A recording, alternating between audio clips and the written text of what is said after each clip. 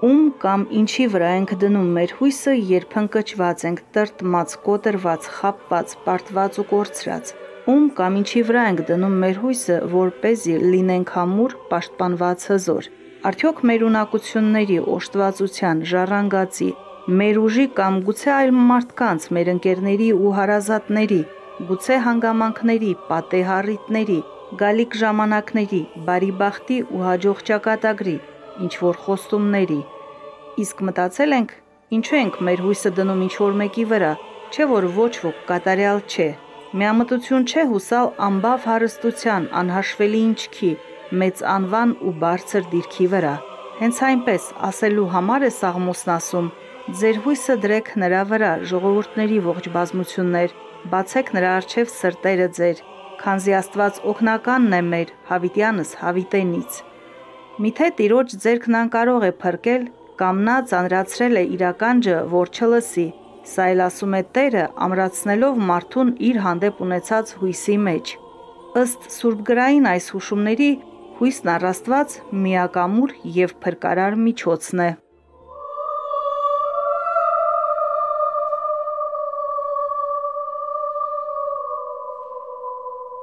Հույսը բառը արդեն իսկ մեզ համար շատ կարևոր նշանակություն ունի եւ մենք նրան վերաբերում ենք եւ հոգեվոր առումով եւ աշխարհիկ առումով, որովհետեւ մենք հույս ենք տածում թե մեր կենցաղի մեջ, թե նաեւ քրիստոնեական մեր կյանքում առաստված հավատքից բխած հույսի առումով, երբ որ հույս ունենք հավիտենական կյանքի կամ փրկության կամ Աստծո կողմից մեր ներկա կյանքի մեջ որևէ օգտակար միջամտության։ Քրիստոնեական իրականության մեջ հույսը արդեն ավելի խորը բովանդակություն է ստանում, եթե աշխարհիկ կյանքում մենք հույսը կապում ենք ինչ-որ մարդու հետ, ինչ-որ իրադարձության հետ, երբեմն էլ բախտի հետ, ապա քրիստոնեական իրականության մեջ հույսի աղբյուրը Աստված է։ Եվ այս հույսը, ինչպես Պողոս առաքյալն է ասում, երբևէ մեզ ամոթով չի թողնում։ Հույսի առկայությանը մենք հանդիպում ենք թե 5 կտակարանում, թե նոր կտակարանում մարդ-Աստված հարաբերության մեջ։ 5 կտակարանում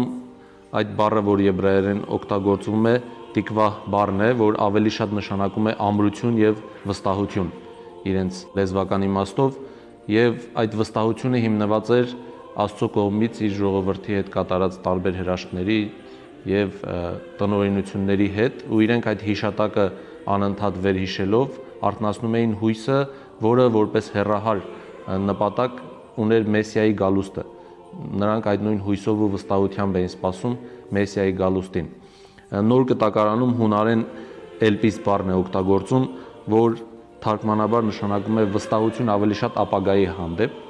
արդեն իսկ կապված է Քրիստոսի բերած փրկagorցության, հարության եւ երկրորդ գալուստի հետ, որ յուրաքանչյուր քրիստոնյայի ուժ է տալիս այս կյանքում հաղթահարելու իր առջև եկած դժվարություններն ու փորձությունները։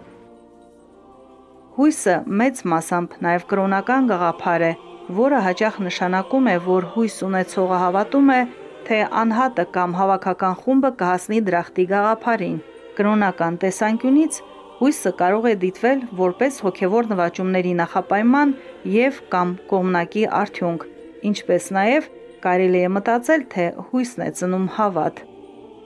Շատ բնական ու սպասելի է, որ տարբեր կրոններում եւս առկա է հույսի գաղափարը, որովհետեւ մեծ հաշվով կրոնի գլխավոր նպատակը մարդուն ապագայի ինչ-որ փրկություն կամ երջանկություն խոստանալն է եւ սա չի կարող տեղի ունենալ առանց հույսի։ Հույսը իրականում ծնվում է այն հավատից եւ վստահությունից, ինչի հանդեպ որ մարդը ունի ձգտում եւ ինչը որ տալիս է իր կրոնը կամ հավատալիքը։ Եվ բնական է, որ նաեւ քրիստոնեության մեջ շատ մեծ տեղ է զբաղեցնում հույսը, բայց ի տարբերություն այլ կրոնների հավատալիքների, քրիստոնեության մեջ հույսը արդեն իսկ իրականացած պատմական իրողություն է եւ բացի դրանից նաեւ ունի ապագայի գալիքի հատկություն։ Այսինքն մենք այսօր իսկ գտնվում ենք իրականացած հույսի փրկչի հարության իրողության մեջ, նաեւ որպես ապագայի տեսիլք ունենք հավիտենական կյանքի սպասումը եւ Տիրոջ անմիջական ներկայության վայելքի այդ հույսը։ Պողոս առաքյալը Հռոմեացիներին գրած թղթում ամրագրում է, որ Քրիստոս հույսի աղբյուր էր քրիստոնյաների համար, որովհետև մենք հույսով փրկվեցինք։ Արդյոք միայն քրիստոնյաների համար, չէ որ Քրիստոս աշխարհը փրկելու համար էր ուղարկվել, արդարացիորեն կհարցնեն ոմանք։ Հույսի մասին մենք հանդիպում ենք նաև Պողոս առաքյալի այդ սիրո ճառի մեջ, երբ որ ասում է, որ սերը ամեն բան հանդուրժում է, ամեն բանի հավատում է, համբերում է եւ ամեն ինչի հույս է տածում։ Շատ կարևոր է այստեղ հիշել, որ հույսի հետ անմիջական կապ ունի համբերությունը։ Եթե մենք չունենք համբերություն, ապա մեր հավատքը իզորու չէ հաղթահարելու եւ դիմագրավելու իր ճամփին հանդիպած խոչընդոտներին, որովհետեւ եթե մենք անմիջապես փորձենք ստանալ մեր օրինակ աղոթքի խնդրանքը կամ փորձությունը միանգամից հաղթահարել, երբևէ չենք ունենա ճիշտ քրիստոնեական ապրում եւ փորձառություն, ինչպես որ Քրիստոս է ասում, ով միջև վերջ համբերի, նա կապրի։ Եվ այս համբերությունը ուղղորդված արդեն հույսի զգացումով դառնում է այն գլխավոր շարժիչը, որ մարդուն տանում է դեպի Քրիստոս։ Այս գաղափարը, որ գրեթե չի հանդիպում այլ կրոններում, նույնպես տարբերում է քրիստոնեական հույսը այլ հույսի մոտեցումներից, ինչպես նաև աշխարհիկ հույսի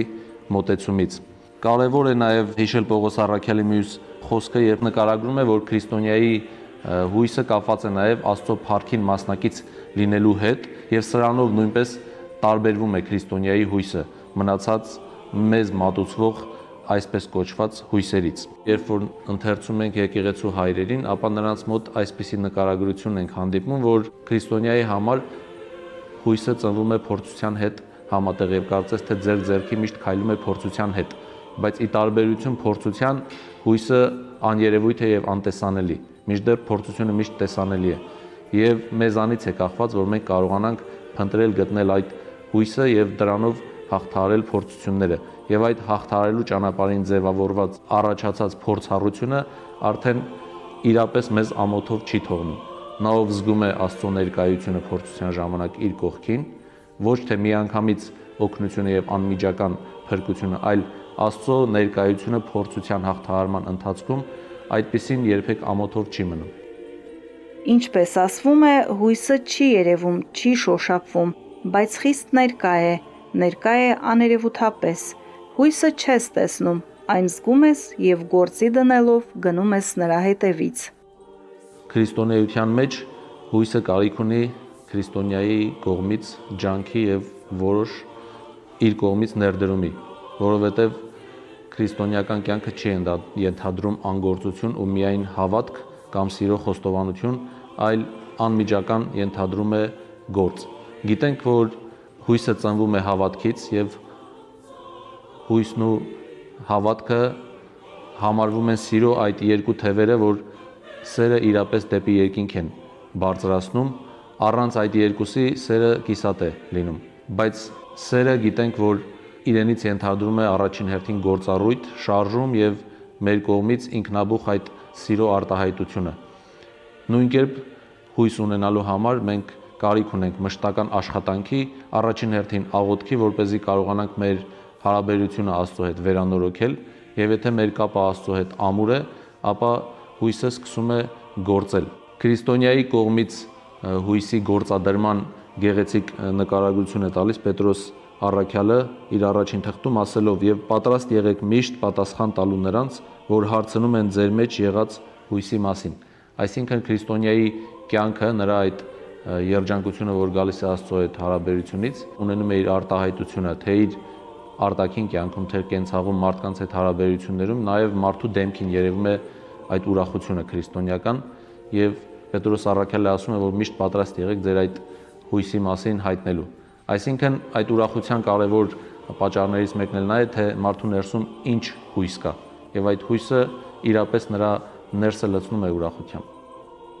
Քրիստոնեական հույսն Աստծո հետ հավիտենության մեջ երանելի կյանք ունենալն է, ինչին եւ ուղղված է քրիստոնյայի կյանքը։ Առանց հույսի մարդն իսկապես աղետալի վիճակում է հայտնվում։ Թախծից, տրտմությունից, տարատեսակ տհաճ զգացողություններից ու փորձություններից ազատվելու համար մարդը դիմում է ամենաանհավանական միջոցների, զվարճանքների եւ արդեն հայտնվելով ճգնաժամային իրավիճակում անպայման ապավինում է աստվածային հույսին։ Բնականաբար փորձության ժամանակ առավել մենք կարիք ունենք հույսի, որովհետև ընկած մարդն է, որ կարիք ունի որևէ մեկ ձեռքի, որ պետք է իրեն բարձրացնի, եւ այդ պարագային այդ Աստծո ձեռքը հույսի նման մարդուն միշտ բարձրացնում է,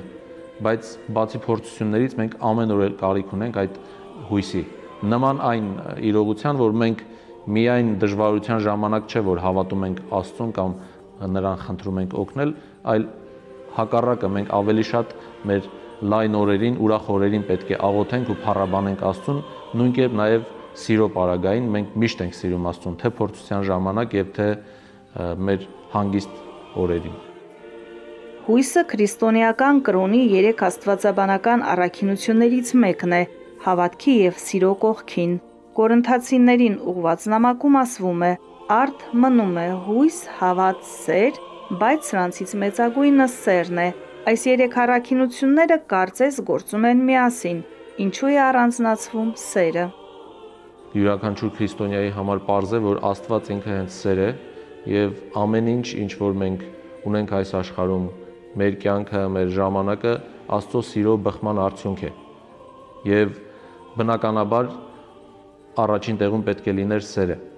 Երբ որ ասում է հավատքը եւ հույսը պետք է անհետանան եւ մնա սերը, սա արդեն վաղճանաբանական նշանակություն ունի։ Մենք այսօր հավատում ենք, որ տեղի պիտի ունենա Քրիստոսի երկրորդ գալուստ, դատաստան, եւ մենք մեր գործերի համապատասխան պետք է տեղ գտնենք երկնքի արքայության մեջ կամ դժոխքում եւ հույս ունենք, որ Աստված ողորմած կգտնվի եւ մեզ տեղ կտա իր արքայության մեջ։ Բայց երբ որ արդեն հասնենք Աստծո արքայության մեջ եւ անմիջապես զգանք Աստծո ներկայությունը, այլևս անհրաժեշտություն չկա ինչ որ բանի հավատալու կամ հուսալու, որովհետեւ արդեն իսկ մենք գտնվում ենք այդ իրականության մեջ։ Սա տրամաբանական եւ բնական է մեր կյանքում էլ, եթե մենք որևէ բանի արդեն հասնում ենք, այլևս այդ երկու դրանց ձգտելու գործողությունների անհրաժեշտությունը չկա հավատի եւ հույսի։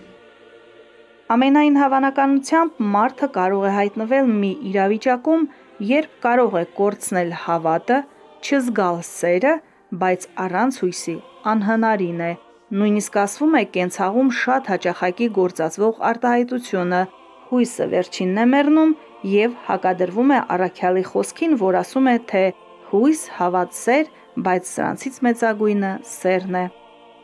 Երբ որ ասվում է, որ մեծագույնը սերն է, բնականաբար սա նկատի ունի Աստծո որպես անսահման սիրո աղբյուր լինելու գաղափարը, բայց եթե անդրադառնանք մարդկային կյանքին եւ փորձառությանը, երբեմն լինում է իրապես, որ մարդը կորցնում է իր հավատքը կամ սերը մարում է Աստծո հանդեպ, կամ կան մարդիկ, որ ընդհանրապես չեն ճանաչում Աստծուն, ելույթ մնաց, որ սիրեին նրան, բայց այս մարդիկ չսիրելով ու չհավատալով Աստծուն ունեն որոշակի հույսեր իրենց կյանքում, որ կարող են ամեն դեպքում ոտքի կանգնել կամ առաջ շարժվել։ Բայց երբ որ հույսն էլ է մարում, արդեն տեղի է ունենում ամենավատագույնը ու շատ հաճախ մենք երբ որ անձնասպանության երևույթների ենք հանդիպում, սա լինում է այն պարագային, որ արդեն որևէ հույս ինքը չի տեսնում, թե իր շրջապատում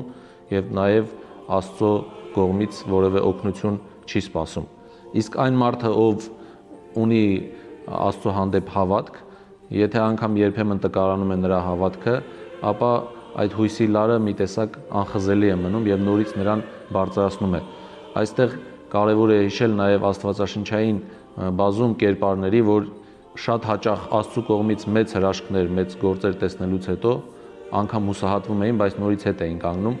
բայց բոլոր անձերը հետագայում նորից վերարծարծում են իրենց հույսը եւ կարողանում են կապը վերահաստատել Աստծո հետ։ Սա բնական ընթացք է, որ յուրաքանչյուր մարդու մոտ լինում է հուսալքություն եւ նորից հուսառատություն։ Սաղմոսն ասում է. «Եվ հիմա Տեր, ինչին եմ սպասում, իմ հույսը քեզ վրա է»։ Այդպես հեշտ հուսալ Տիրոջը սպասել եւ վերջ։ Իրականում Աստծուն հուսալը այդքան էլ հեշտ առաքինություն չէ եւ ինչպես սերն ու հավատքը ձեռք է բերվում ջանքով ու երկար փորձառությամբ, աղոթքով։